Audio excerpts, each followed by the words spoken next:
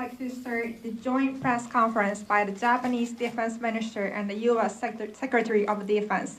First, we will have opening remarks from Defense Minister Nakatani.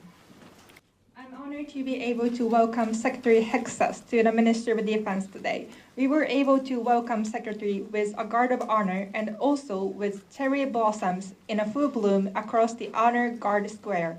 It was just like as if the flowers were celebrating with us the bright future of the alliance ahead of us. Earlier today, we held a candid and fruitful meeting for approximately 85 minutes. We shared recognition on the increasingly severe and complex security environment and confirmed our resolution to move forward with a sense of urgency on initiatives to strengthen our respective defense capabilities and to reinforce the alliance capabilities to deter and respond. During the ministerial meeting, we welcomed progress on our respective command and control structures, including earlier establishment of the Japan Self-Defense Force Joint Operation Command, or JJOC. We will continue to accelerate our efforts to improve interoperability and conduct further effective bilateral joint activities across the spectrum from peacetime to contingency. The expansion of our bilateral presence in the southwestern region of Japan is one of the top priorities for the alliance.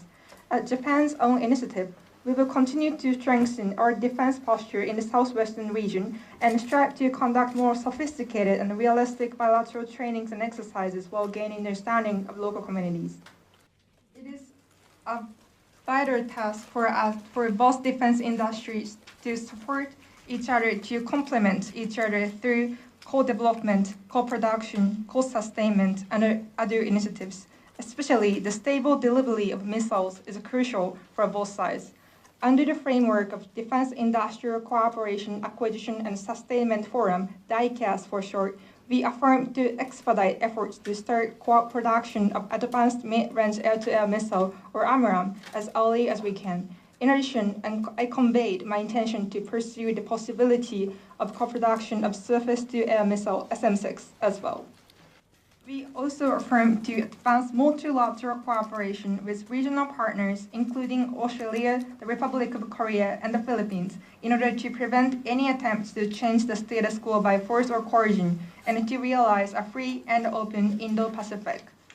In addition, we confirmed the importance of the steady implementation of the realignment of U.S. forces Japan in accordance with Okinawa Consolidation Plan, including the total return of Marine Corps Air Station Futenma, including the return of Marine Corps Air Station Futenma and the location.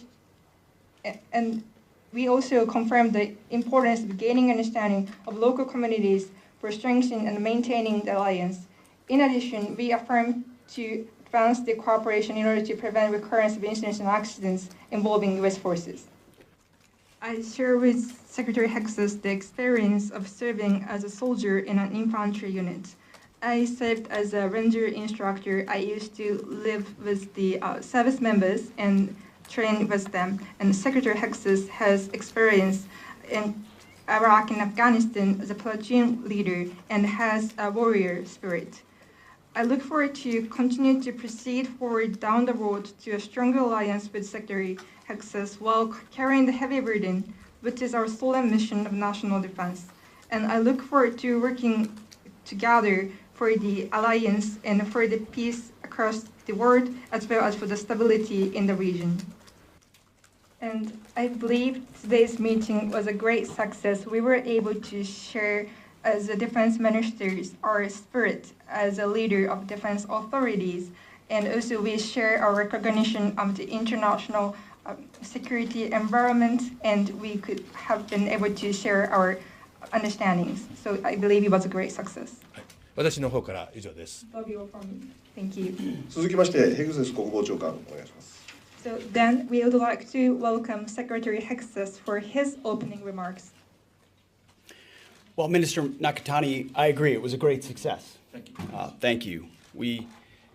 It's great to be here. We had a chance early in my tenure to speak over the phone.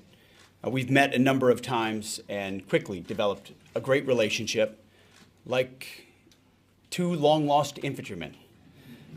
It doesn't surprise me. We speak the same language. We don't speak the same language, but we speak the same language. And we understand what threats look like. what camaraderie means, what brotherhood means, and standing shoulder to shoulder. So thank you again for hosting us in Tokyo. Thank you. あると思います。 And it was a privilege to be with you at the Reunion of Honor ceremony yesterday. As we said clearly, today's meetings have affirmed the extraordinary strength of America's alliance with Japan. After today's discussion, it is clear to me that our alliance is the cornerstone of peace and security in the Indo-Pacific. As you know, President Trump has said America will reestablish peace through strength. President Trump has also made it very clear, and we reiterate, we are going to put America first. But America first does not mean America alone. America's warriors stand shoulder to shoulder every day with their Japan Self-Defense Force counterparts. Our forces operate and train together across all domains to uphold deterrence. America and Japan stand firmly together in the face of aggressive and coercive actions by the Communist Chinese. America is committed to sustaining robust, ready, and credible deterrence in the Indo-Pacific, including across the Taiwan Strait. Japan would be on the front lines of any contingency we might face in the Western Pacific, and we stand together in support of each other. That's why today, Minister Nakatani and I talked about the severe and urgent security environment around Japan, and we discussed what we're going to do about it. We have a robust alliance agenda that will strengthen our deterrence posture, keep the enemy guessing, creating dilemmas for them, and ensure that we achieve peace through strength, as I mentioned. This means ensuring that we have the right posture in Japan and the right capabilities forward deployed here, whether permanent or temporary. It also means expanding access to key terrain here in the first island chain, such as Japan's Southwest Islands. And certainly it means exercising together at those critical locations. And with that, I want to announce that the Defense Department has started phase 1 of upgrading U.S. Forces Japan to a joint force headquarters. This upgrade will improve our ability to coordinate operations with Japan's own Joint Operations Command, or JJOC. And we certainly welcome JJOC's establishment this past week. It's more urgency, it's more cooperation in real time. It also increases our readiness to respond to contingency or crisis, support U.S. operations, and help Japan and U.S. forces defend this territory. Soon we will add additional personnel in Tokyo and at U.S. Forces Japan headquarters to conduct activities that will strengthen our bilateral bonds and deepen our operational cooperation. This also means reorganizing U.S. Forces Japan into a warfighting headquarters, increasing its staff and giving its commander the authorities needed to accomplish new missions. As I mentioned in our meeting, America and Japan, we seek peace. But as my first platoon motto says, those who long for peace must prepare for war. We must be prepared. We look forward to working closely together as we improve our warfighting capabilities, our lethality, and our readiness.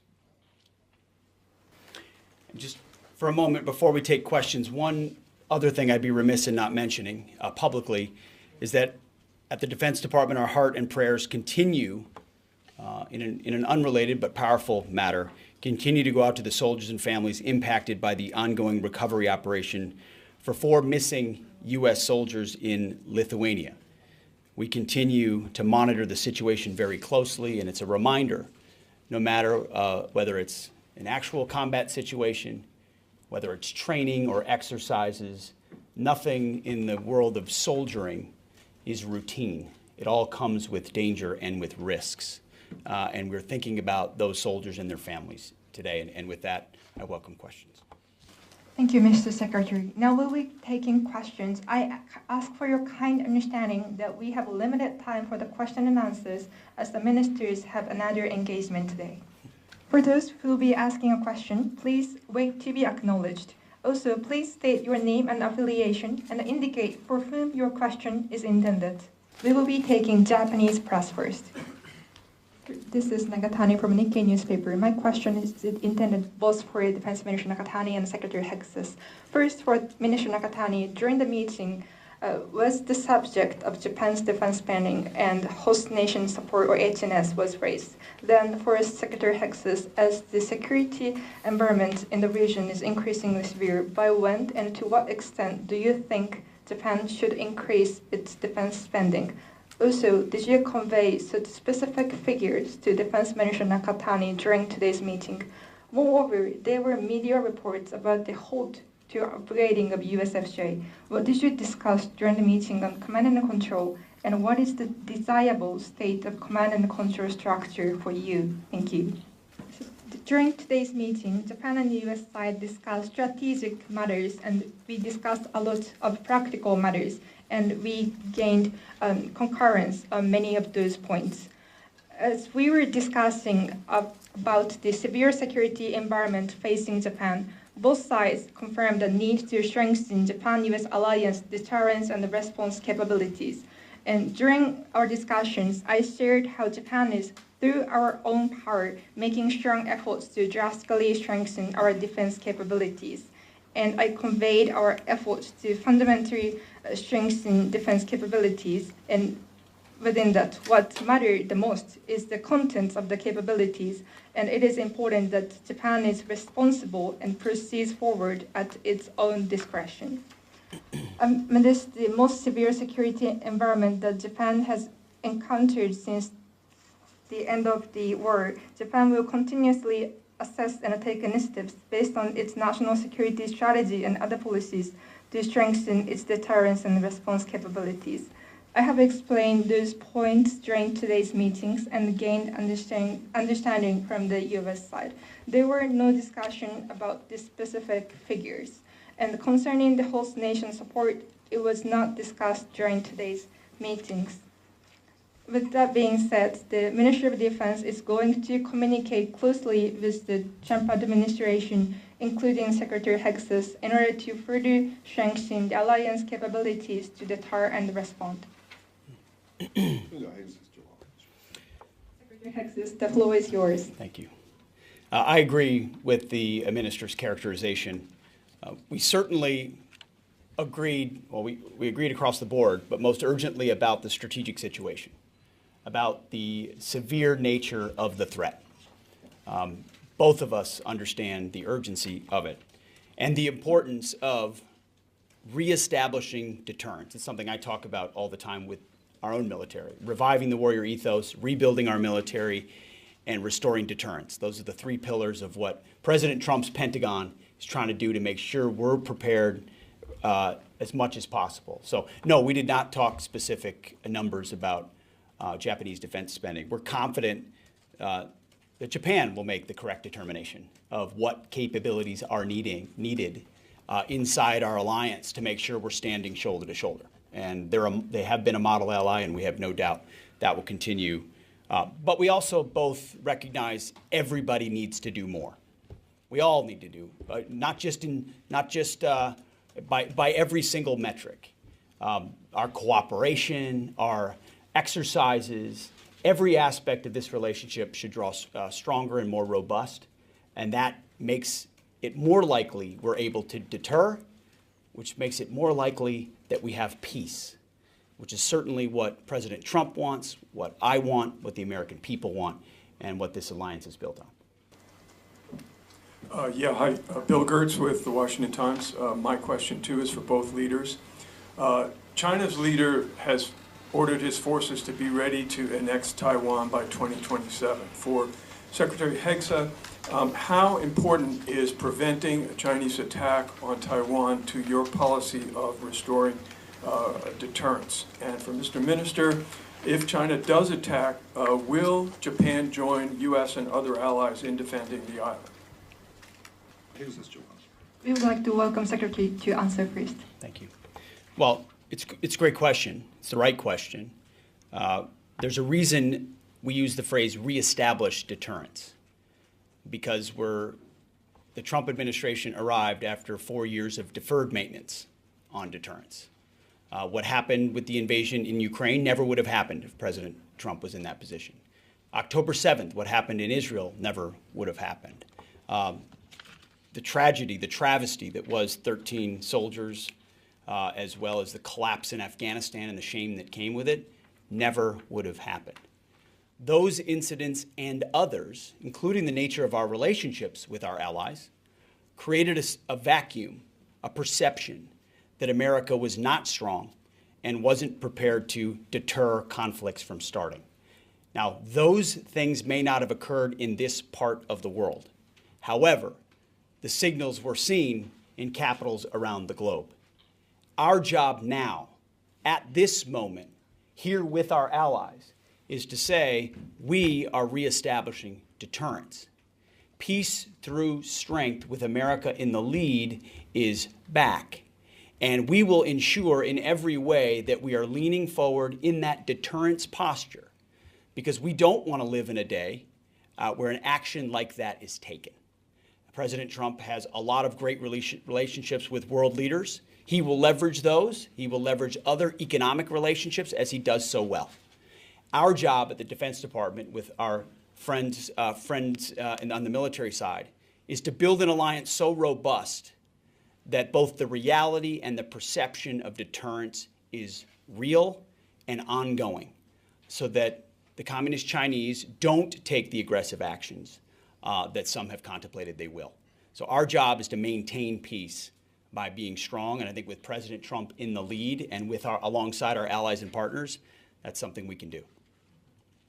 Japan's position remains the same, that peace and stability across the Taiwan Strait is important for Japan's national security and for the stability across the international community, and that we expect peaceful resolution of cross-strait issues through dialogue.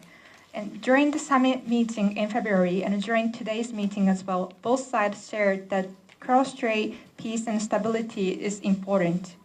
Self-Defense Force and Ministry of Defense has been conducting various trainings and exercises, assuming response to every possible situation, and we have been conducting Japan-US bilateral training to this end. We will continue our consideration and take the utmost efforts to safeguard Japan's territorial land, sea, and airspace. For the specific response, it would be decision would be made based on the respective and specific situations. Therefore, it will be difficult to give you a general answer. In any case, we will be considering this specific response based on the Constitution, international law, and our domestic legislation. Thank you. My apologies, as we are running out of time, I would have to close the joint press conference now.